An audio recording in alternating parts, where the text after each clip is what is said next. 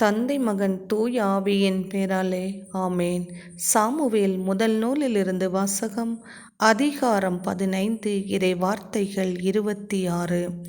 Samuel சவுலிடம், நீர் ஆண்டவரின் வார்த்தையை புறக்கணித்து விட்டதாலும் ஆண்டவர் இஸ்ரேல் மீது அரசு செலுத்துவதிலின்று உம்மை விலக்கி விட்டதாலும் நான் உம்மோடு திரும்ப வரமாட்டேன் என்றார். இது ஆண்டவர் வழங்கும் அருள்வாக்கு. இறைவா, உமக்கு நன்றி.